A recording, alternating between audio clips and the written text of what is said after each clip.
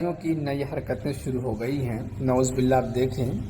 یہ خاتون کیا کر رہی ہیں، ڈیک پر کیا مالا سجا رکھا ہے، پھول وغیرہ سجا رکھا ہے، عورتیں جمع ہیں، یہ کیسے کھڑی ہو کر کے پتہ نہیں کیا دعا مانگ رہی ہیں۔ پھر آگے دیکھیں، اگر ان خرافات سے بھی ہم روکتے ہیں تو کچھ لوگوں کو، بدعتیوں کو تکلیف ہوتی ہے اور وہ الٹی سیدھی بکواس کرتے ہیں۔ یہ آپ خود ہی دیکھ لیجئے کہ کس طریقے سے دن بدن گمراہیاں بڑھتی جا رہی ہیں نیاز فاتحہ کے نام پر۔ معزز ناظرین و سامعین، چند دنوں سے سوشل میڈیا پر یہ ایک ویڈیو وائرل ہو رہی ہے۔ انڈیا کا ایک مولوی ہے امتیاز پخانوی، تو اس نے یہ اہل سنت پر بہتان لگاتے ہوئے کہا کہ دیکھو یہ فاتحہ درود کے نام پر نئی بدعت ایجاد کی گئی ہے، اور اس نے طرح طرح کی بکواسات کر کے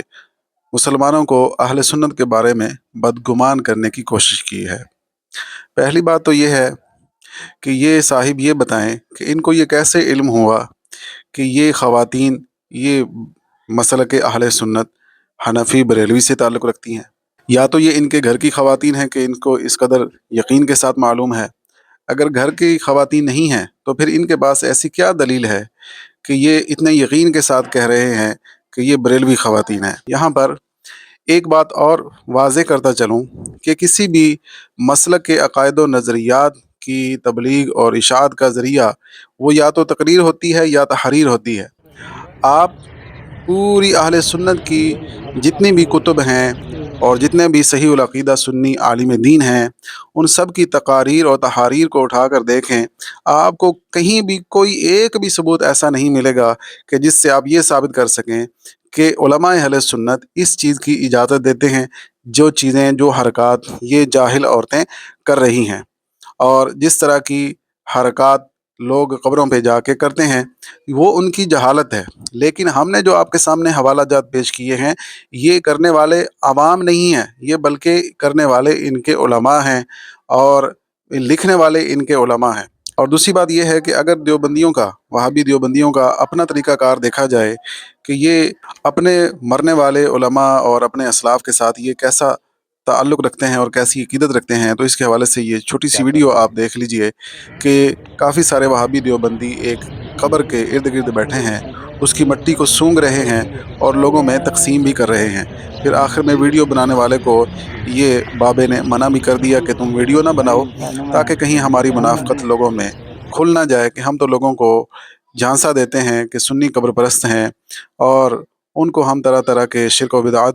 کے فتوے لگاتے ہیں کہ کہیں یہ فتوے ہم پر بھی لگنا نہ شروع ہو جائیں، کہیں لوگ یہ نہ سمجھ جائیں کہ یہ ساری ڈرامہ بازی ہے ان کی، اور حقیقت میں یہ خود بھی سارے وہی کام کرتے ہیں جن کاموں کی وجہ سے یہ سنیوں پر شرک و بدعات کے فتوے لگاتے ہیں۔ آخر میں آپ دیکھیں، میں آپ کو ان کی کتابوں سے بھی حوالہ پیش کرتا ہوں۔ ایک کتاب بطور حوالہ یہاں پر ملاحظہ فرمائیں، کتاب کا نام ہے ارواح ثلاثہ،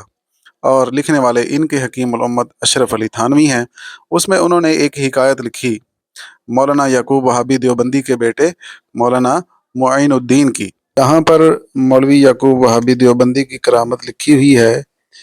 کہ وہ حضرت مولانا کی ایک کرامت جو بعد وفات ہوئی بیان فرماتے تھے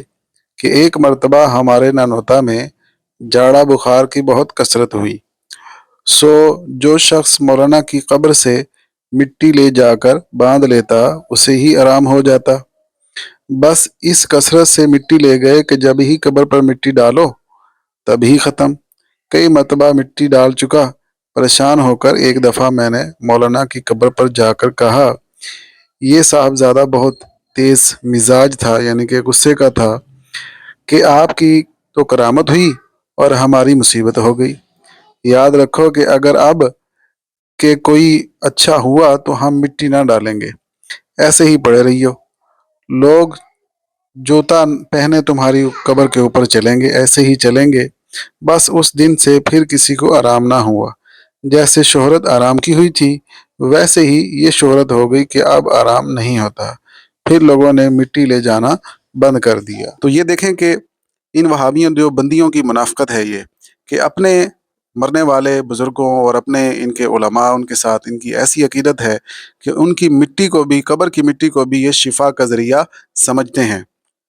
لیکن اگر کوئی سنی کسی اللہ کے سچے ولی سے عقیدت رکھتا ہے اور اس سے محبت رکھتا ہے تو اس پر یہ شرک اور بدعت کے فتوے لگاتے ہیں۔ لہٰذا تمام مسلمانوں کو دیکھنا چاہیے اور اس منافقت کو پہچاننا چاہیے۔ اللہ پاک ہمیں ہمارے ایمان پر ثابت قدمی دے اور ہمارے عقائد کی حفاظت فرمائے۔ السلام علیکم ورحمۃ اللہ وبرکاتہ۔